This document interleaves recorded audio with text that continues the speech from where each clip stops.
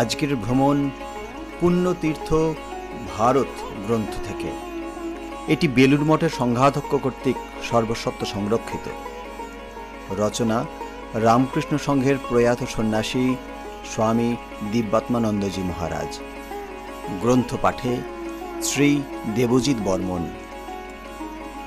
ভগবত পথের পথিকদের কাছে ভারতের হিন্দু তীর্থস্থানগুলির আকর্ষণ প্রবল ও চিরন্তন।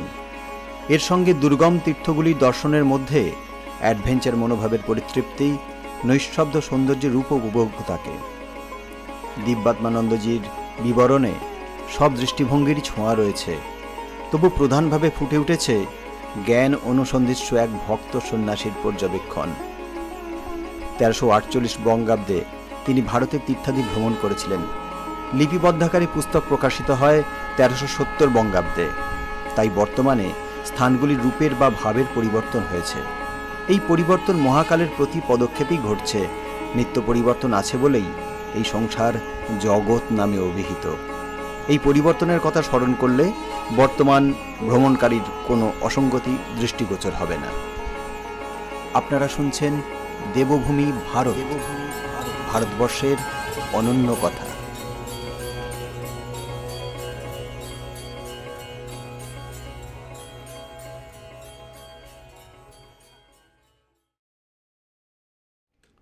পুণ্যতীর্থ ভারত গ্রন্থে আজকের প্রসঙ্গ আলোয়ার। একজন স্ত্রীলোক সহ বৈষ্ণব সম্প্রদায়ে যে 12 জন আলোয়ার আছেন, তাহাদের মধ্যে আজকের আলোচ্য নম্য বা শঠারি, মধুর কবি, রাজা কুলশেখর, পেরিয় অন্ডাল। নম্য মানে আমাদের। নম্য প্রেমিক ও মিষ্টভাষী ছিলেন। তাহার প্রেমালাপে সকলেই তাহাকে পরম আত্মীয় ও আপনার জন বলিয়া মনে করিতেন।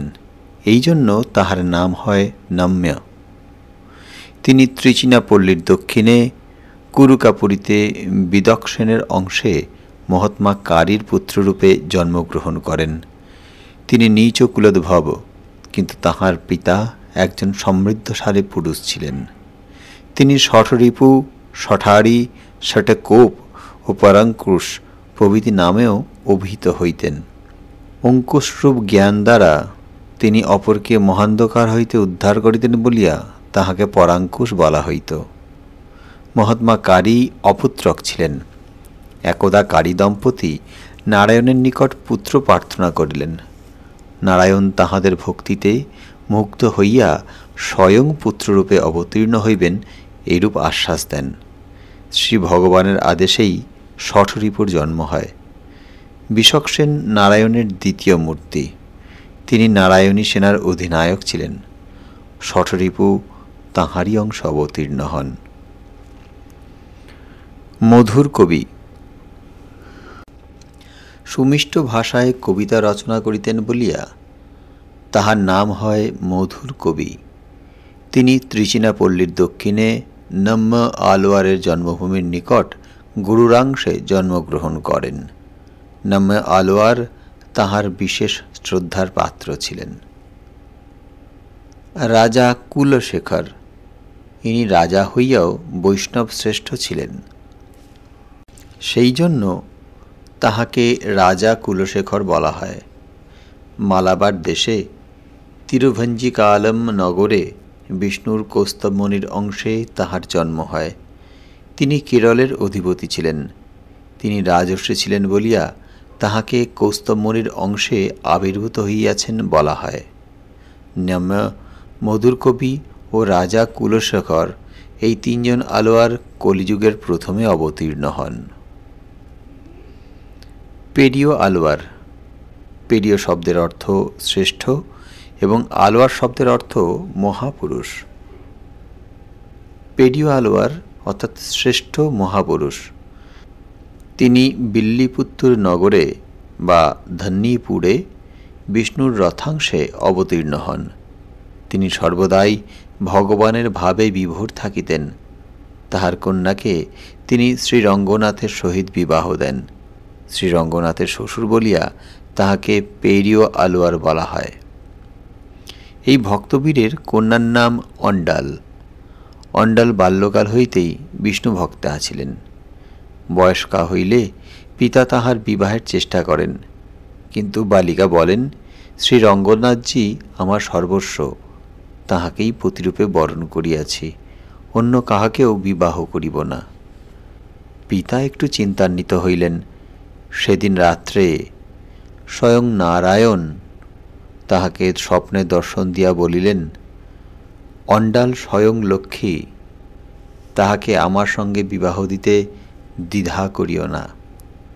তিনি মন্দিরের পূজারীকে স্বপ্নে দর্শন দিয়া বলিলেন, আগামীকল্য প্রাতে বিবাহ উপযোগী জিনিসপত্র সহ অন্ডালের পিত্রালয়ে যাইবে ও অন্ডালকে সুসজ্জিত করিয়া মন্দিরে লইয়া আসিবে। পূজারী স্বপ্নাদেশ অনুযায়ী কার্য সমাপন করিলেন। অন্ডালের পিতা ইহাতে আনন্দে আত্মহারা হইলেন। অন্ডালও নানা সাজসজ্জায় ভূষিত হইয়া পালঙ্কে আরোহণপূর্বক শ্রীরঙ্গনাথকে বিবাহ করিতে চালিলেন। গর্ভমন্দিরে প্রবেশ করিবা মাত্র শ্রী ভগবান তাহাকে আলিঙ্গন করিলেন। তাহার শরীর ভগবানের সঙ্গে মিলিয়া গেল। পিতা অন্ডালকে দেখিতে না পাইয়া চিন্তান্বিত হইয়া পড়িলেন। শ্রীরঙ্গনাথজি তাহাকে বলিলেন, অদ্য হইতে আপনি আমার শ্বশুর, আপনার কন্যা সর্বদা আমাতেই থাকিবেন। পেরিয় আলোয়ার আনন্দে উৎফুল্ল হইয়া শ্রীরঙ্গনাথকে প্রণামপূর্বক স্বীয় আলয়ে প্রত্যাবর্তন করিলেন। অন্ডাল তিনি গোদা, চুড়ি, কড়ু ও নাচিয়ার, শ্রীরঙ্গনাথ মহিষী বা রঙ্গনায়িকা এই তিন নামে অভিহিত হইতেন। গোদা অর্থাৎ মিষ্টভাষী মেয়ে, চুড়ি অর্থাৎ সাজানো, কড়ুও অর্থাৎ যা দেয়, নাচিয়ার অর্থাৎ সাধ্বী মেয়ে, সুসজ্জিতা অর্থাৎ সাধ্বী মেয়ে। শ্রীরঙ্গনাথের সহিত বিবাহ হইছে বলিয়া তাহাকে শ্রীরঙ্গনাথ মহিষী বা রঙ্গনায়িকা বলা হয়। তিনি ত্রিচিনাপল্লীর দক্ষিণে তুলসী কাননে শ্রীলক্ষ্মীর অংশে অবতীর্ণা হন। স্বয়ং লক্ষ্মী তিন রূপে বিরাজ করেন। শ্রীদেবী হইয়া নারায়ণের বক্ষে, ভূদেবী হইয়া নারায়ণের দৃষ্টিতে, লীলাদেবী হইয়া নারায়ণের মাধুর্য ও মহিমায় বিরাজ করেন। অন্ডাল লীলাদেবী রূপে অবতীর্ণা হইয়াছিলেন। পেরিয়া আলোয়ার অপুত্রক ছিলেন। একদিন নারায়ণের পূজার্থে উদ্যানে তুলসী সংগ্রহ করিতে গমন করেন। তথায় একটি দুগ্ধপোষ্য শিশুকে দেখিতে পাইলেন। শিশু দর্শনে তাহার সুপ্ত বাৎসল্য জাগ্রত হইল। তিনি উহাকে গৃহে আনিয়া লালন পালন করিতে লাগিলেন। বাল্যকাল হইতেই বালিকার নারায়ণের প্রতি ভক্তি শ্রদ্ধা দেখা গেল। অন্যান্য বালক বালিকার সহিত খেলাধুলা না করিয়া তিনি শ্রীরঙ্গনাথের মন্দিরে সম্মুখে আপনভাবে বিভোর হইয়া খেলা করিতেন। কখনো হাসিতেন, কখনো কাঁদিতেন, কখনো বা নৃত্য করিতেন, কখনো শ্রীরঙ্গনাথের নিবেদনার্থ মালা নিজ গলায় পরিতেন। একদিন তাহার পিতা বালিকাকে ওই অবস্থায় দেখিতে পান এবং ভর্ৎসনা করেন। সেদিন আর নারায়ণকে মালা নিবেদন করা হইল না। শ্রীরঙ্গনাথজি পেরিয় আলোয়ারকে স্বপ্নে দর্শন দিয়া বলিলেন, আজ আমাকে মালা দাও নাই কেন? অন্ডাল সাধারণ মেয়ে নয়, তাহার অঙ্গস্পর্শযুক্ত দ্রব্যে আমি খুবই তৃপ্তি লাভ করিয়া থাকি। পরদিন দেখা গেল মালাটির কোনোই রূপান্তর হয় নাই। তিনি সেই মালাটি ভগবানকে নিবেদন করিলেন এবং সঙ্গে সঙ্গেই শ্রীরঙ্গনাথের অপূর্ব রূপ দর্শনে মোহিত হইলেন। অন্ডাল মিষ্টভাষী ও বিদুষী ছিলেন। তিনি তামিল ভাষায় অনেক স্তোত্র অর্থাৎ তিরুভায়মড়ি রচনা করিয়াছেন।